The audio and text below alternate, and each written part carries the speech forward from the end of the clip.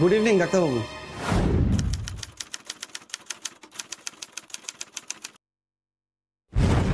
Good evening Mihir, এসো বসো।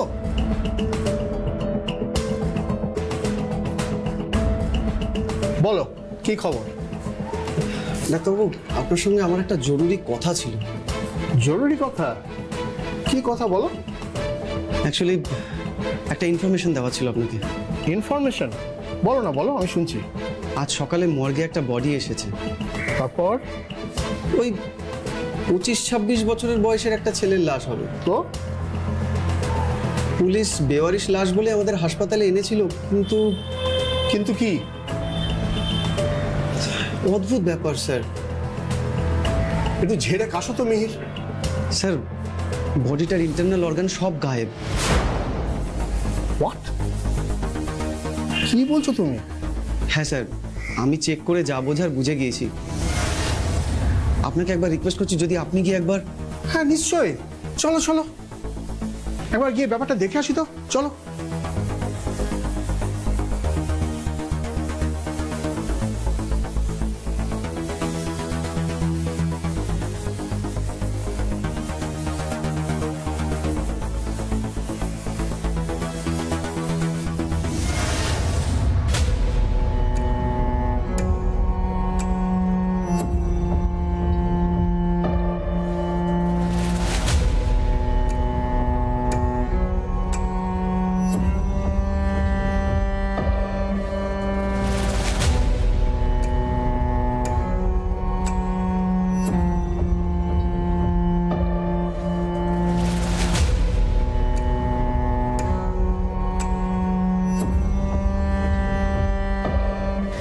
মাই god!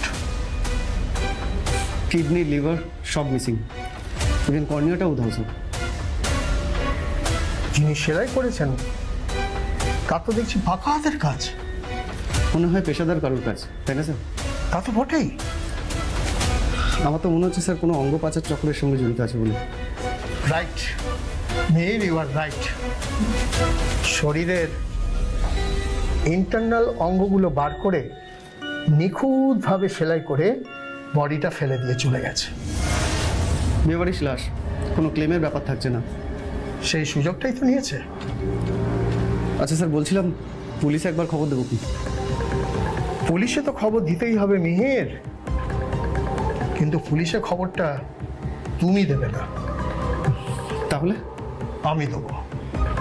ওকে okay sir. Understood? চলো।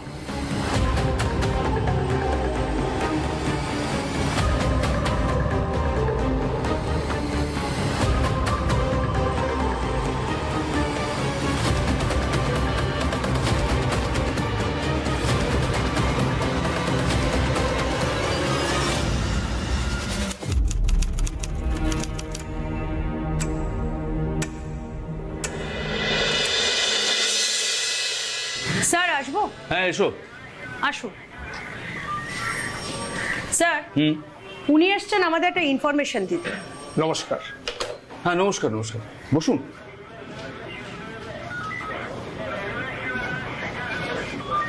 আপনি? আমি হচ্ছি ডক্টর অশোক গুপ্ত। আমি এই স্থানীয় হসপিটালের সঙ্গে যুক্ত। আচ্ছা আচ্ছা, তো থানায় কি ব্যাপার, কোনো সমস্যা হয়েছে কি? সমস্যা বলতে আপনাদের একটা ইনফরমেশন দেওয়ার ছিল। ইনফরমেশন? কি ইনফরমেশন? অ্যাকচুয়ালি আমাদের হসপিটালে প্রতিদিনই বেওয়ারিশ লাশ আসে। পুলিশই দায়িত্ব নিয়ে ওই লাশগুলো আমাদের হসপিটালে পাঠিয়ে দেয়। কিন্তু কিন্তু কালকেও আমাদের হসপিটালে একটা লাশ এসছে, একটা অল্প বয়সী ছেলের, বয়স অ্যারাউন্ড 25 থেকে 26 বছর। তারপর? অদ্ভুত ব্যাপার, কিডনি, লিভার এমনকি চোখের কর্নিয়া সব উধাও। মাই গড, কি বলছেন ডাক্তারবাবু? হ্যাঁ, আমাদের হসপিটালের একজন কর্মী মিহির প্রথমে এই লাশটা দেখে, ওই পরীক্ষা করে সবকিছু দেখে আমার কাছে এসে খবরটা দেয়। আপনি নিজে লাশটা পরীক্ষা করে দেখেছেন? হ্যাঁ দেখেছি। মিহির আমাকে এসে বলার পর আমি সঙ্গে সঙ্গে লাশটা দেখতে যাই, এবং মিহিরের অবজারভেশন ভুল নয়। লাশের ভেতর থেকে সমস্ত ইন্টারনাল অর্গান উধাও, আর আর নিখুঁতভাবে পাকা হাতে সেলাই আছে ওই লাশের দেহে। তার মানে তার মানে আর কিছুই নয় অফিসার, যে এই সেলাইটা করেছে সে একজন পেশাদার। মানে যে কাজটা করেছে তার মেডিকেল অ্যাক্টিভিটি সম্পর্কে বেশ ভালো অভিজ্ঞতা আছে। এক্স্যাক্টলি। তার মানে কোনো অর্গান পাচারকারী এর সঙ্গে জড়িত।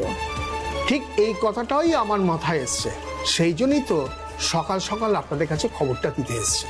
হাসপাতালের যে কর্মী, মানে যে প্রথম এই ঘটনাটা দেখেছে, মিহির মল্লিক। ছেলেটা কেমন? মানে ও নিজেই আবার? না না না না না না, ছেলেটাকে আমি বহুদিন ধরে জানি। ছেলেটা খুব ভদ্র, বিশ্বস্ত। ওর যদি অন্য কোনো মোটিভ থাকতো না, তাহলে ওর ব্যাপারটা চেপে যেত, আমার কানেও আসতো না, আপনাদের কাছেও কোনো খবর পৌঁছতো না। বিষয়টা খুব চিন্তার বিষয়। আপনার হাসপাতালে গিয়ে বডিটা একবার দেখতে পারলে খুব ভালো হতো। আর সেই সঙ্গে আপনার স্টাফ, কি যেন নাম বললেন, মিহিরের সঙ্গে কথা বলাটা খুব জরুরি। হ্যাঁ, এ তো খুব ভালো কথা। আজকেই আপনি সময় করে একবার আমাদের হসপিটালে আসুন না, আমি আপনাকে লাশটা দেখিয়ে দেবো, আর সময় করে মিহিরের সঙ্গে কথাও বলিয়ে দেবো। শিওর। বেশ। হ্যাঁ।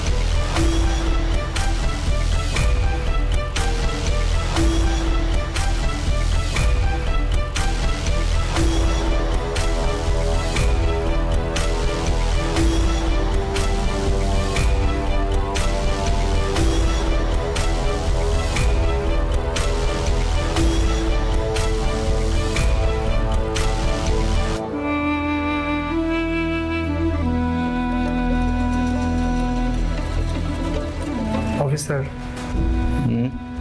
লাশের দেহে সেলাইটা দেখুন,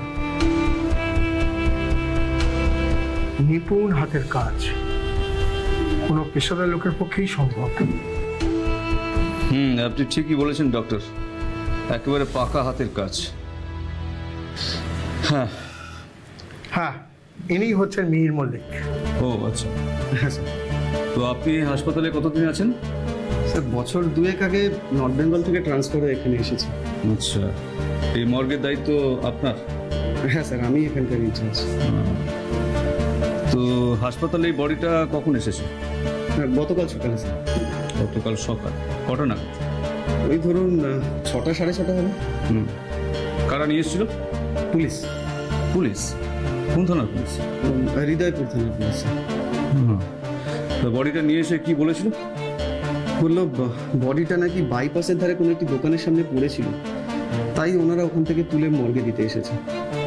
আই সি। তার মানে এটা বেওয়ারিশ লাশ? হ্যাঁ স্যার। হৃদয়পুর থানা।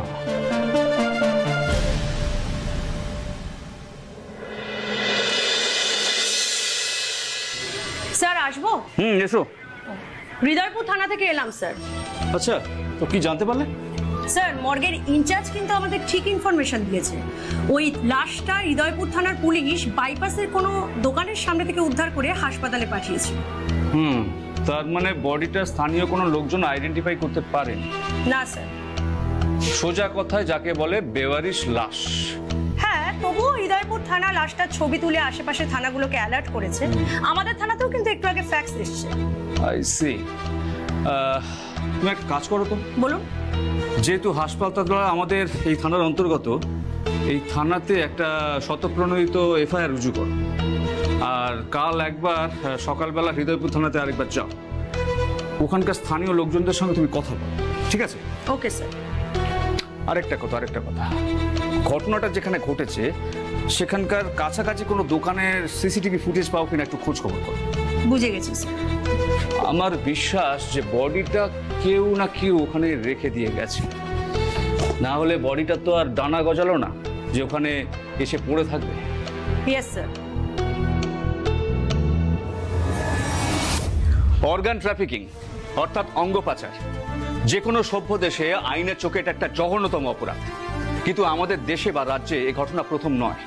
তাই আমরা গুরুত্বের সঙ্গে এই কেসটা টেক আপ করেছিলাম। বুঝতে পারছিলাম এই শহর বা শহরতলিতে কোনো না কোনো দুষ্ট চক্রের আবির্ভাব হয়েছে, যারা মানুষের দেহ থেকে তাদের অভ্যন্তরীণ সমস্ত অঙ্গ প্রত্যঙ্গ অপারেশন করে বার করে নিচ্ছে। তাই যেখান থেকে ওই অজ্ঞাত পরিচয় যুবকের দেহ উদ্ধার হয়েছিল সেখানে আমাদের টিম পৌঁছে যায় এবং তদন্ত শুরু করে। আর তারপর তাহলে এলাকায় কেউ কিচ্ছু বলতে পারলো না? না স্যার, যারা ওই বডিটাকে দেখেছে তারা কেউই চিনতে পারলো না। সে কি, একজন অন্তত শনাক্ত করতে তো পারতো? কেউই শনাক্ত করতে পারলো না স্যার। বুঝেছি, তার মানে হৃদয়পুর থানা ওই লাশটাকে বেওয়ারিশ লাশ বলে হাসপাতালে মর্গে চালান করে দিয়েছে। আমার একটা জিনিস মনে হচ্ছে স্যার। কি মনে হয়? ওই যুবক এই এলাকার কেউ নয়। আমারও তাই মনে হয়, লাশটাকে অন্ধকারের রাত্রে কেউ ফেলে দিয়ে গেছে। হ্যাঁ, তার জন্যই স্থানীয় বাসিন্দারা চিনতে পারছে না। ও, সিসিটিভি ফুটেজ পাওয়া গেছে? হ্যাঁ স্যার, যে দোকানের সামনে থেকে লাশটা উদ্ধার হয়েছিল সেই দোকানের সিসিটিভি ফুটেজ আমি পেয়ে গেছি। বাহ, ভেরি গুড। কই দেখি। এক সেকেন্ড। এই যে স্যার।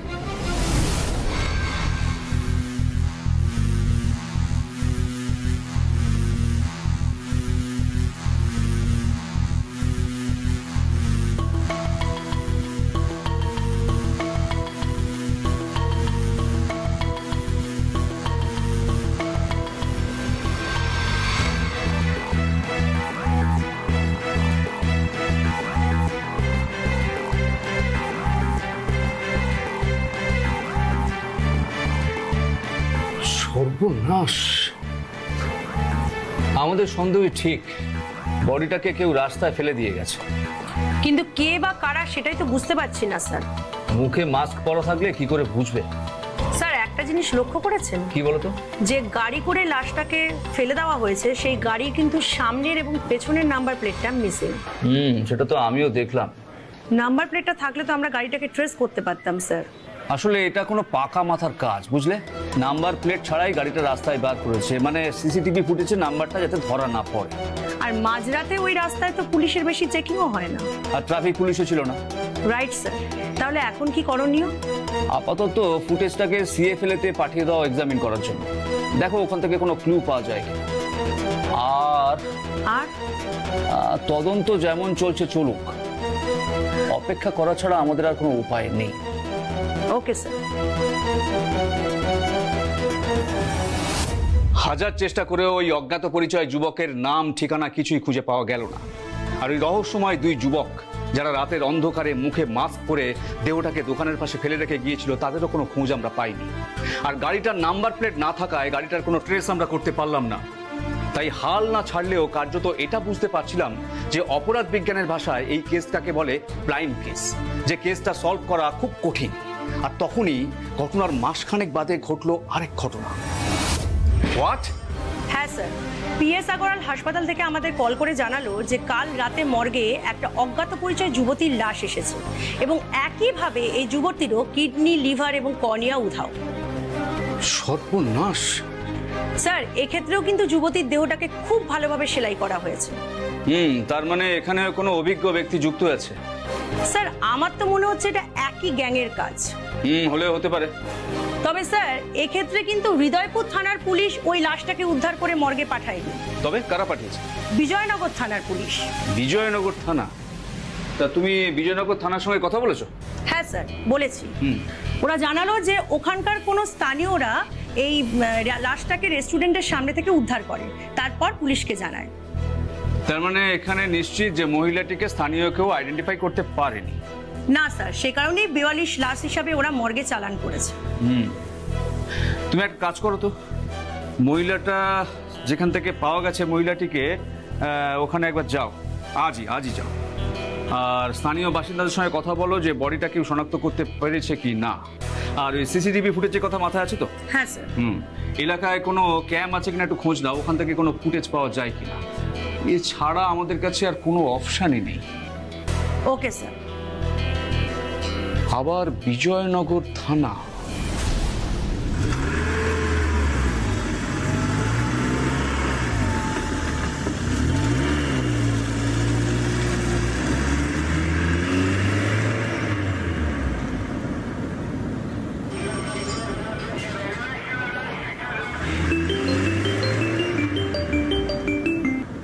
হ্যালো। তার মানে এলাকার কেউই আইডেন্টিফাই করতে পারলো না? না স্যার। সেই একইভাবে বাইরে থেকে কেউ বা কারা এসে বডিটাকে ফেলে দিয়ে গেছে। সিসিটিভি ফুটেজ তো তাই বলছে স্যার। স্যার, সে একই মাঝরাত, একই রকম গাড়ি আর একই রকম ভাবে লাশটাকে ফেলে দেওয়া হলো, আর গাড়িরও নাম্বার প্লেট নেই। তবে স্যার, এবার কিন্তু মার্কসের ফিতে ছিঁড়ে যাওয়ার জন্য আমরা একজনের মুখ দেখতে পেয়েছি। আমাদের কেসের ফার্স্ট ব্রেক থ্রু বলতে পারেন। সে তো বটেই। তাহলে স্যার স্কেচ আর্টিস্টকে কল করছি, স্কেচটা করতে হবে তো? অফকোর্স, যত তাড়াতাড়ি সম্ভব। Okay sir. ওকে।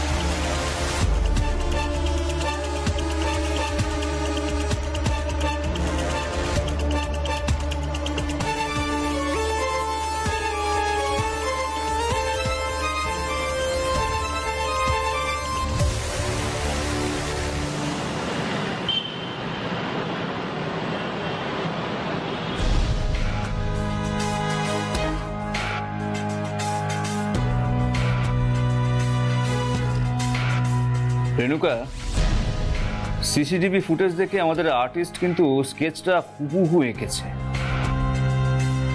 কিন্তু কেউ চিনতে পারছে না।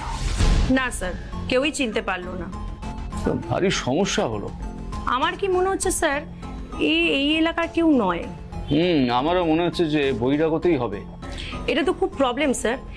এত বড় দেশে এত বিপুল জনসংখ্যার মধ্যে একটা ছবিকে হাতিয়ার করে একজনকে খোঁজা তো খড়ের গাদার সূচ খোঁজার শামিল। ঠিক ঠিক বলেছো তুমি। তবে স্যার, আমার কাছে কিন্তু একটা অন্য ইনফরমেশন আছে। ইনফরমেশন? এখান থেকে 10 কিলোমিটার দূরে একটা জায়গা আছে, নাম হরিপুর। হরিপুর তো কি হয়েছে? হ্যাঁ, ওখানে একটা আশ্রম টাইপ আছে। আশ্রম? হ্যাঁ, অনাদি সেবা ট্রাস্ট। অনাদি? হ্যাঁ, নামটা চেনা চেনা লাগছে। ওখানে গরিব দুঃখীদের বিনামূল্যে চিকিৎসা করা হয় স্যার।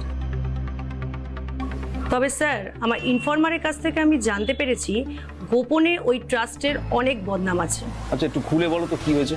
মানে ওখানে যারাই চিকিৎসা করতে যায় অনেকেই নিখোঁজ হয়ে যায়। সে কি? একবারে পাকা খবর স্যার। আশ্রমের নামটা কি বললে? অনাদি সেবা ট্রাস্ট।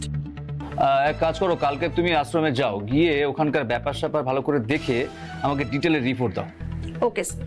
আমি জানি না যে এই অর্গান ট্রাফিকিং এর সঙ্গে আশ্রমের কোনো যোগসূত্র আছে কি না, কিন্তু একবার যখন এই আশ্রমের বিরুদ্ধে অভিযোগ উঠেছে, এরকম একটা মারাত্মক অভিযোগ, তখন আমাদের চুপ করে বসে থাকাটা কিন্তু উচিত হবে না। Okay sir. শহরে পরপর দুটি অর্গান ট্রাফিকিং এর কেস। প্রথমটি একটি অজ্ঞাত পরিচয় যুবক, যার দেহ থেকে লিভার, কর্নিয়া, কিডনি এসব বার করে নেওয়া হচ্ছে। দ্বিতীয়টিও একটি অজ্ঞাত পরিচয় যুবতী, যার দেহ থেকে লিভার, কর্নিয়া, কিডনি সব বার করে নেওয়া হয়েছে। এবং দুটো কেসের মধ্যে অদ্ভুত মিল, কারণ দুজনের দেহ একেবারে নিখুঁতভাবে সেলাই করা। আর যে এ কাজ করেছে সে মেডিকেল কর্মকাণ্ডের সঙ্গে যুক্ত এবং অত্যন্ত দক্ষ পেশাদার। কিন্তু কে বা কারা এই চক্র চালাচ্ছে সেটা প্রথমে আমরা জানতে পারছিলাম না। আমাদের হাতে একটা সিসিটিভি ফুটেজ আছে এবং সেই ফুটেজে দুজন সন্দেহভাজন ব্যক্তির মুখ আমরা স্পষ্ট বুঝতে পারছিলাম না। এই চক্রের হদিশ যখন পেতে আমরা মরিয়া, ঠিক সেই সময় অনাদি সেবা ট্রাস্টের নাম উঠে আসে। নাম নয়, বলতে পারেন বদনাম। সত্যি কি এই ট্রাস্টে সেবার আড়ালে কোনো অনিয়ম চলছিল, বা এই যুবক যুবতী ওই ট্রাস্টের সঙ্গে কোনোভাবে জড়িত ছিল, সেটা জানাটা আমাদের কাছে ভীষণ জরুরি হয়ে উঠেছিল। হ্যাঁ, আমি এই ট্রাস্টের ম্যানেজার। আপনার নাম? অশোক।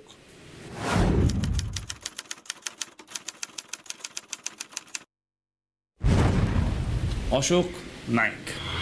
এই ট্রাস্টটা কতদিন ধরে চলছে? তা এই ধরুন মেরে কেটে বছর 5 আপনি কতদিন আছেন এই ট্রাস্টে? শুরু থেকেই। আচ্ছা, এখানে ঠিক কি ধরনের কাজকর্ম চলে? নাম শুনি তো বোঝা উচিত এটা একটা সেবামূলক ট্রাস্ট। হ্যাঁ, বাট কি ধরনের জনসেবামূলক কাজ চলে সেটাই জানতে চাইছি।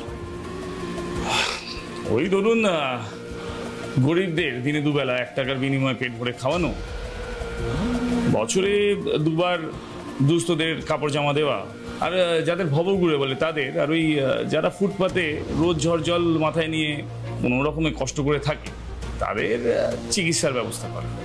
কি ধরনের চিকিৎসা? ওই তো জ্বর জ্বালা হলে আমরাই ওষুধ দিই, আর বড় কোনো অসুখ হলে হাসপাতালে নিয়ে গিয়ে ভর্তি করে দিই। আচ্ছা, এই ট্রাস্টের প্রতিষ্ঠাতা কে? আমাদের ম্যাডাম। কে আপনাদের madam? Doctor Sengupta. Doctor Aratrika Sengupta.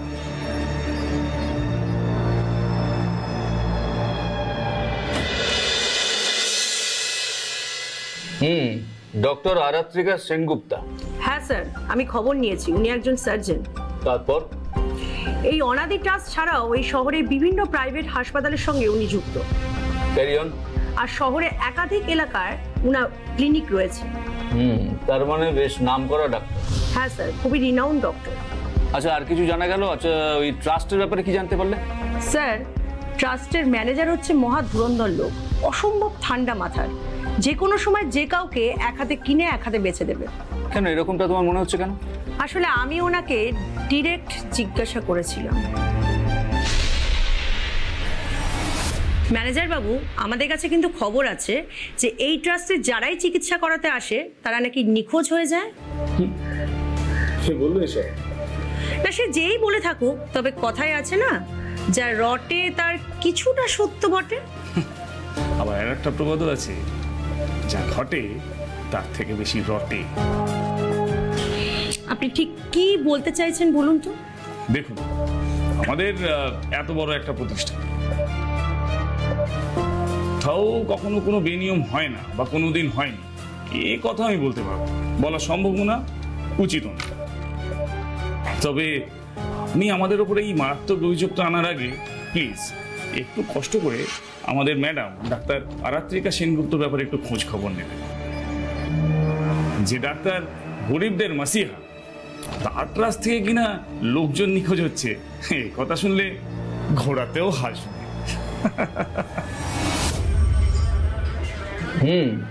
লোকটা সত্যি ধুরন্ধর।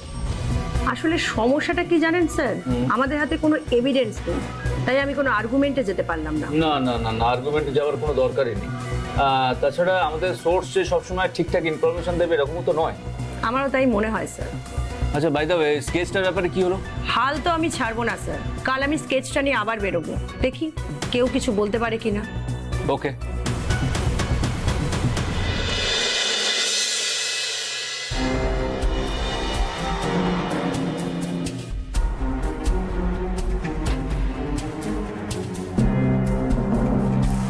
নমস্কার ম্যাডাম। ওসব নমস্কার টমস্কার পরে হবে। কোথায় ঘাপটি মেরেছিলি কদিন? নোটফোট জাল করছিস নাকি? কি যে বলেন ম্যাডাম, আমি এখন সৎ পথে কেটে ফেলি। ভালো, সেটাই আমরা চাই। যাই হোক, এই স্কেচটা দেখ তো, চিনতে পারিস কিনা?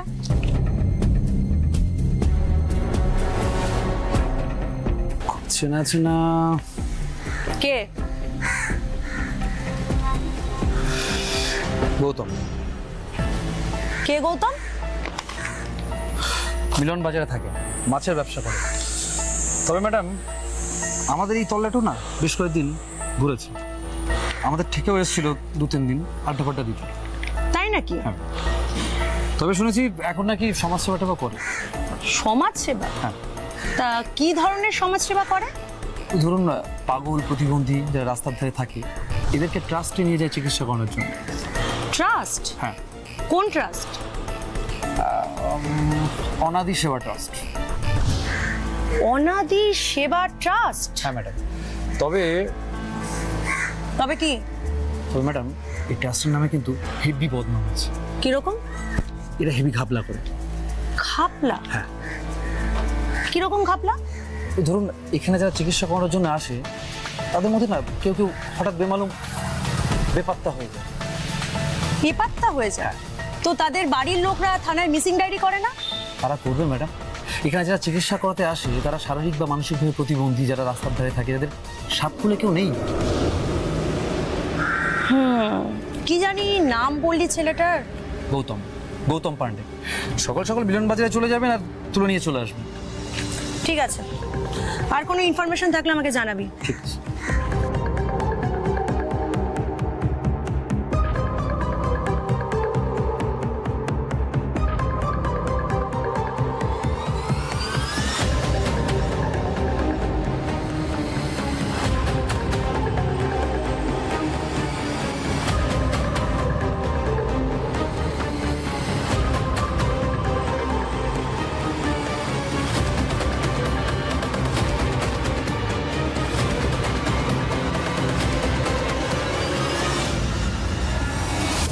ইনফরমারদের কাছ থেকে পাওয়া স্কেচে সন্দেহভাজন যুবকটির পরিচয় পাওয়া ছিল আমাদের কাছে দ্বিতীয় এবং সবচেয়ে বড় ব্রেকথ্রু।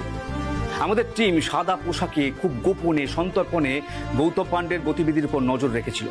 তাকে বাজারে মাছ বিক্রির পাশাপাশি কয়েকবার মানসিক ভারসাম্যহীন বা ভবঘুরে মানুষদের সঙ্গে কথা বলতে দেখেছে এবং আরও বেশ কয়েকবার অনাদি সেবা ট্রাস্টের অফিসেও যাতায়াত করতে দেখেছে। তাই দেরি না করে অবিলম্বে আমাদের টিম ওই গৌতম পান্ডেকে তুলে নিয়ে আসে। আর তারপর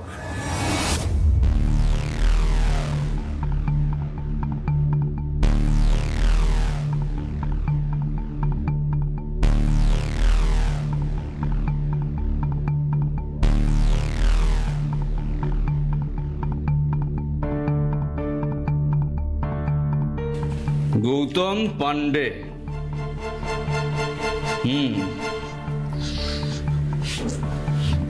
তারপর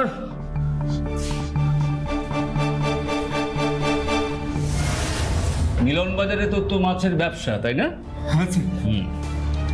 কতদিন এই ব্যবসা করছিস? 2 বছর ধরে স্যার। 2 বছর? লাভটা হয়? তেমন কিছু নয় স্যার, বুঝতেই তো পারছেন, টানাটানির সংসার। তোর দামি বাড়ি আর মোটরসাইকেল দেখে তো মনে হয় না যে তোর টানাটানির সংসার।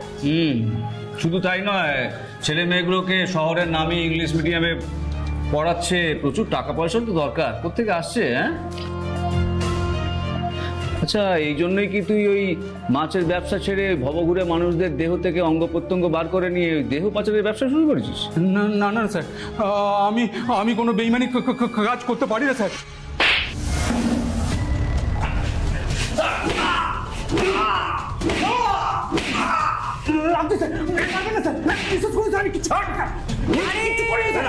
তো সবে শুরু, দাঁড়া, আরো হবে তো।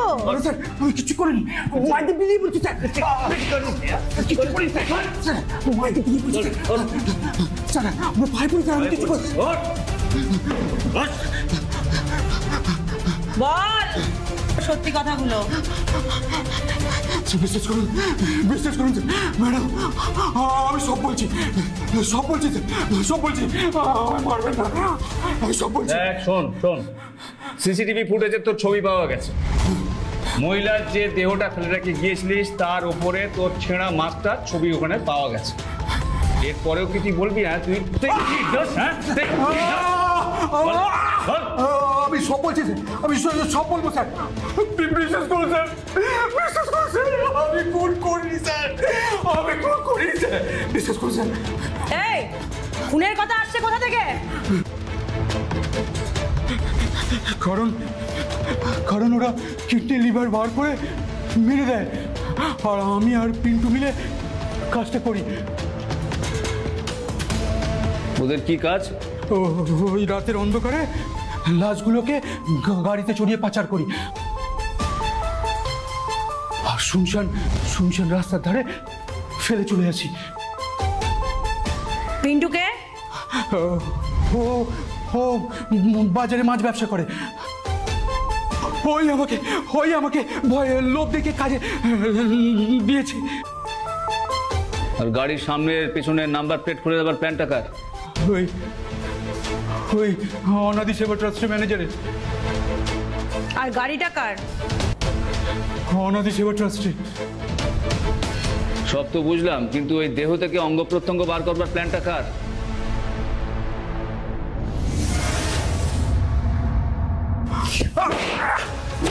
হাঁটবি না, বল। বলছি অপারেশনগুলো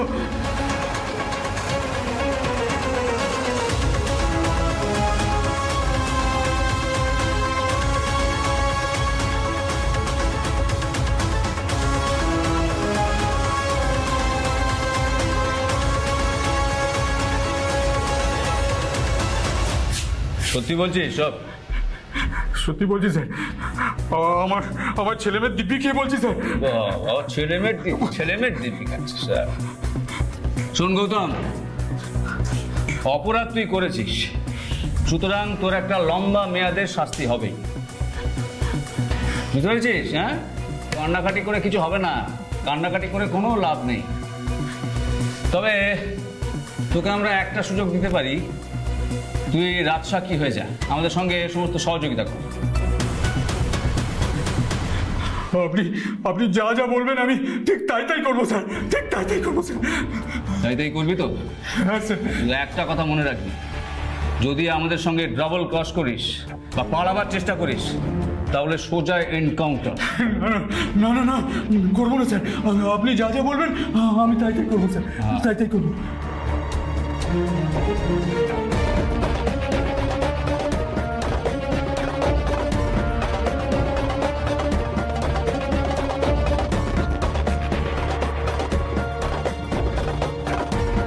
তাহলে কি করতে হবে সব বুঝতে পেরেছিস? হ্যাঁ স্যার, সব বুঝতে পেরেছি। বেশ, ওই একটা কথা মাথায় রাখবি, পালাবার চেষ্টা কিন্তু করবি না, করলেই সোজা একেবারে। না না স্যার, আপনি যা যা বলবেন আমি তাই করবো স্যার।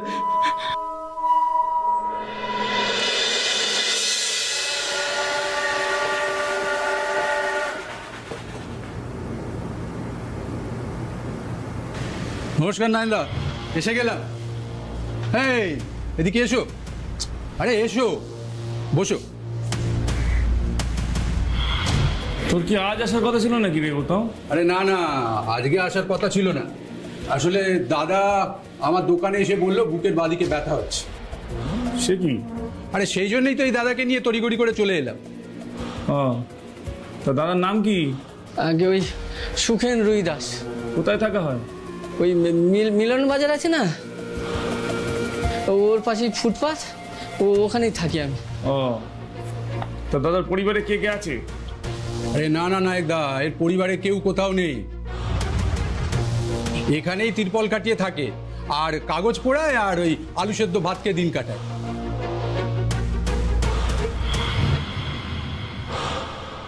টিভি হয়েছে? আগে বুকের দোষ, আজকেই ভর্তি হতে হবে। আজই? হ্যাঁ, সন্ধ্যেবেলায় অপারেশন হবে।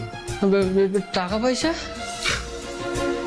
একটা কানা করিও লাগবে না, তুমি ওর সঙ্গে ভেতরে চলো, আমি তোমাকে ভর্তি করি। এসো, আসো আসো, সব চলো।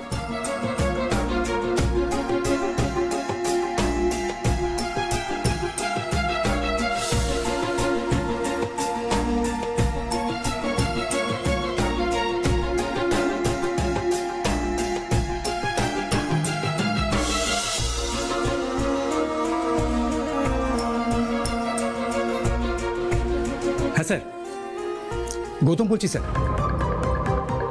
হ্যাঁ স্যার, আপনার লোককে ওরা ভর্তি করে দিয়েছে। হ্যাঁ হ্যাঁ হ্যাঁ, আজকেই সন্ধ্যেবেলা অপারেশন স্যার। হ্যাঁ ঠিক আছে স্যার, ওকে স্যার।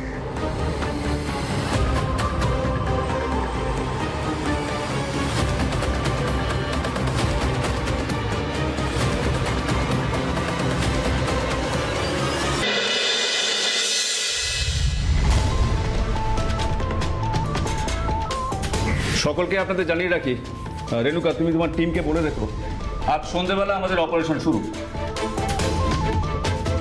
Okay sir. গৌতম নিজের কাজ করে দিয়েছে। আমার এই নির্দেশ মতো আমাদের একজন কনস্টেবল সরকারবাবুকে অনাদি ট্রাস্টে ভর্তি করা হয়ে গেছে।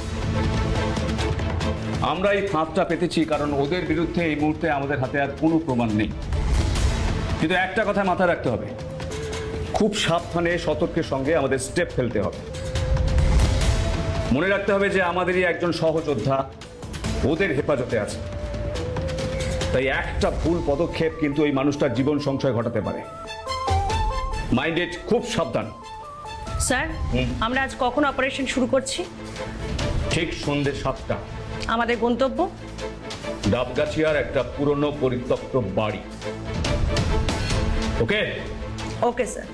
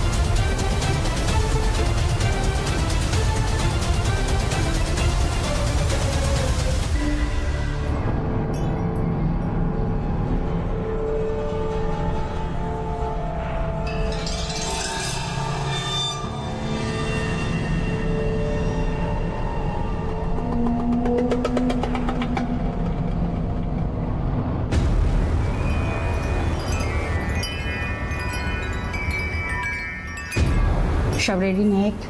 সব রেডি ম্যাডাম।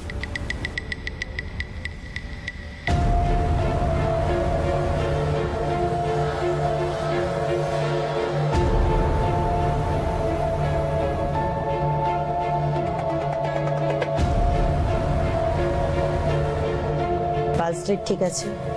সব অনেক বেটার। শোনো, আমরা রোজ যা করি তাই করব। পেশেন্টের লিভার, কিডনি অ্যান্ড কর্নিয়া সব বার করে ওদের কাছে যত তাড়াতাড়ি সম্ভব পৌঁছে দিতে হবে। Okay madam. ইঞ্জেকশনটা রেডি করো।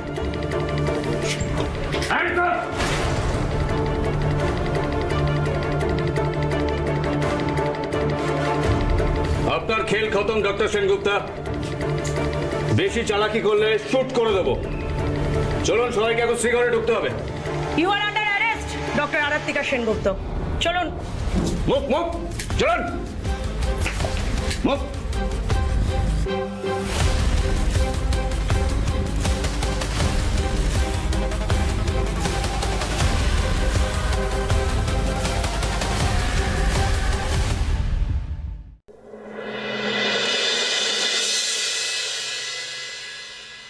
আমি একটা কথা বুঝতে পারছি না যে ডাক্তার হিসেবে আপনার নাম, যশ, খ্যাতি, অর্থ থাকার পরেও কি কারণে আপনি ওই অর্গান ট্রাফিকিং এর সঙ্গে যুক্ত হলেন? কি হলো বলুন। চুপ করে থেকে কিন্তু কোনো লাভ হবে না। আমরা আপনাকে হাতে নাতে ধরেছি, সমস্ত প্রমাণ আপনার বিরুদ্ধে। আমি আসলে বলুন। আমার অনেক টাকার দরকার ছিল। কেন? আমি আসলে একজন সিঙ্গেল মাদার। 7 বছর আগে আমাদের ডিভোর্স হয়ে গেছে। আমি একাই 2 সন্তানকে মানুষ করছি। আপনার তো ডাক্তারি করে ভালোই রোজগার হয়। হ্যাঁ, ভালোই ইনকাম হতো, কিন্তু কিন্তু কিন্তু আমাকে লোভ দেখানো হয়েছিল। কে লোভ দেখিয়েছিল আপনাকে? ডক্টর শর্মা।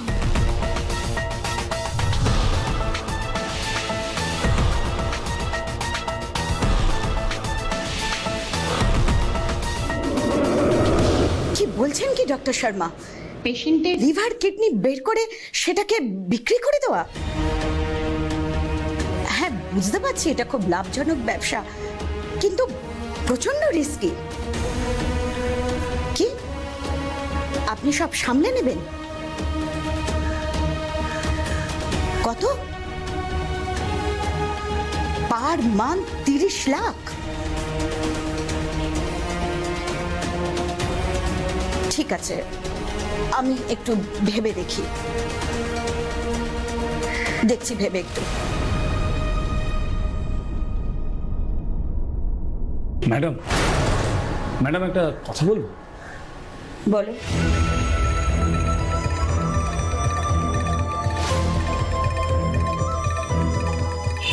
ব্যবসাটা কিন্তু মন্দ না। তুমি এই কথা বলছো নাইক, এতদিন আমার সঙ্গে থেকে? ছোট মুখে বড় কথা বলা হয়ে যাচ্ছে ম্যাডাম, তবুও বলি, মাসে 30 লাখ টাকা মানে বুঝতে পারছি এখনকার বাজারে কত টাকা। পুলিশে হ্যাঙ্গাম হলে কেউ জানতে পারবে না ম্যাডাম, আমি তো আছি, সব সামলে নেব। কিন্তু অত ভাববেন না ম্যাডাম, মাসে 30 লাখ টাকা পেলে আমাদের দিয়ে আপনার হাতে কত টাকা থাকবে একবার সেই হিসেবটা করুন, বাকি আপনার ডিসিশন।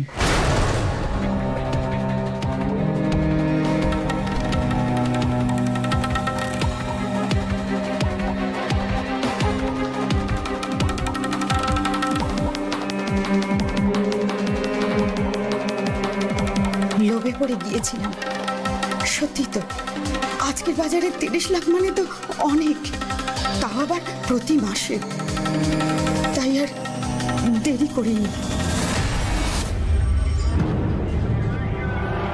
ওই জন্যই বলে না, লোভে পাপ আর পাপে না, সবসময় যে পাপে মৃত্যু হয় তা নয়, মাঝে মধ্যে যাবজ্জীবনও হয়।